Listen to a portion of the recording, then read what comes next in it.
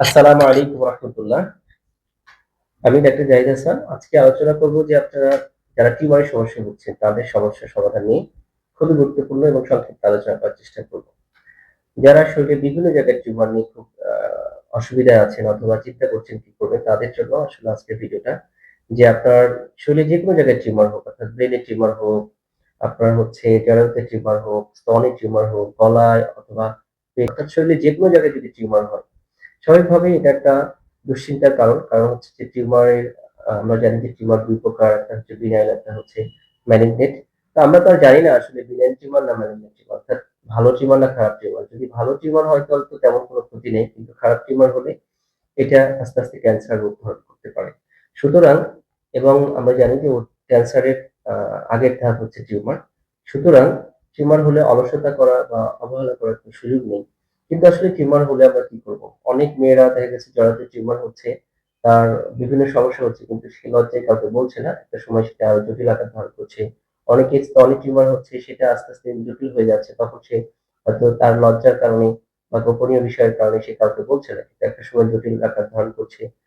তো এইটা না করে যদি আপনার মানে এরকম সমস্যা হয়, তাহলে অবশ্যই আপনি একজন প্রাথমিকভাবে আগেই অপারেশন বা সার্জারিতে না যেয়ে আপনি যদি শুরু থেকেই একটা অভিজ্ঞ হোমিও ডাক্তারের শরণাপন্ন হন, ইনশাআল্লাহ ভালো ফলাফল পাবেন। তো আমরা যেটা আপনাদের করতে পারি, আপনাদেরকে হেল্প করব। কারণ হচ্ছে অনেকেই ডাক্তারের কাছে যেতে চান না বা যাওয়ার সুযোগ হয় না। বিভিন্নভাবে বিভিন্ন আ দূরে থাকেন বা আমাদের সাথে যোগাযোগ করতে পারেন না বা ভালো চিকিৎসকের পরামর্শ নিতে পারেন না। তাদের জন্য বলব যে আপনারা আপনাদের যেকোনো জায়গায় টিউমার হলে আপনারা আমাদেরকে সেই ইনফরমেশন দিবেন। ইনফরমেশন দিলে আমরা ওষুধ প্রেসক্রাইব করে দিব। আমাদের কাছ থেকে আপনার ওষুধ নিতে হবে না। আপনি দেশের যেকোনো জায়গা থেকে বা আপনার এলাকা থেকে ওষুধগুলো সংগ্রহ করতে পারেন। বা আপনার এলাকায় যদি ভালো অভিজ্ঞ হোমিও ডাক্তার থাকে সেখান থেকেও আপনি সেবা নিতে পারেন।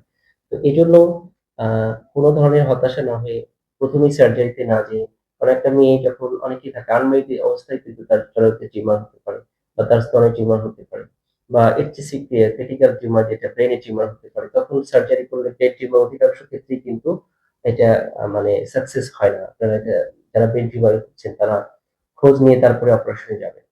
এইজন্য আপনারা যেটা করতে পারেন, আপনারা সরাসরি আমাদের এখানে আসতে হবে এমন না। দেশের বা পৃথিবীর যেকোনো জায়গা থেকে আমাদের সাথে যোগাযোগ করবেন। আপনার সমস্যাগুলো আমরা লক্ষণগুলো নিয়ে আমরা ওষুধগুলো প্রেসক্রাইব করে দিব। আপনারা আপনাদের পছন্দমতো জায়গা থেকে ওষুধগুলো সংগ্রহ করতে পারবেন। আমাদের কাছ থেকেও পারবেন। কিন্তু অনেক সময় মনে করে যে হয়তো আমরা বেশি দাম নিতে পারি বা অনেকের ধারণাটা বিভিন্ন রকমের থাকতে পারে বা আমি আসল ওষুধ দিচ্ছি কিনা এই ধরনের ধারণা। আপনি আপনার পছন্দের জায়গা থেকে কিন্তু আপনি ওষুধগুলো সংগ্রহ করতে পারবেন। তবে এটাই বারবার আমি আপনাদেরকে সতর্ক করছি, টিউমার হলে অবশ্যই আপনি গুরুত্বহীনভাবে থাকবেন না। অবশ্যই গুরুত্ব দিবেন এবং ১ম এই সার্জারিতে যাবেন না। একজন দক্ষ অভিজ্ঞ হোমিও চিকিৎসকের শরণাপন্ন হবেন। তো সবাই ভালো থাকবেন, সুস্থ থাকবেন। আমার এই পেজগুলো ফলো দিয়ে রাখবেন। টিউমারের ব্যাপারে কি, কি মেডিসিন দেওয়া হয়, কখন কোন টিউমারের জন্য কি ওষুধ খাওয়া হয় বা আচিল হলে আপনি কি করবেন, সার্জিক্যাল কেসগুলোতে কখন কি করবেন, এই ব্যাপারে আমরা বিস্তারিত আলোচনা করব ইনশাআল্লাহ। তো কন্টিনিউ আমাদের সাথে থাকবেন। আমাদের জন্য দোয়া করবেন। আপনাদের জন্য দোয়া এবং শুভকামনা রইল। আল্লাহ হাফেজ।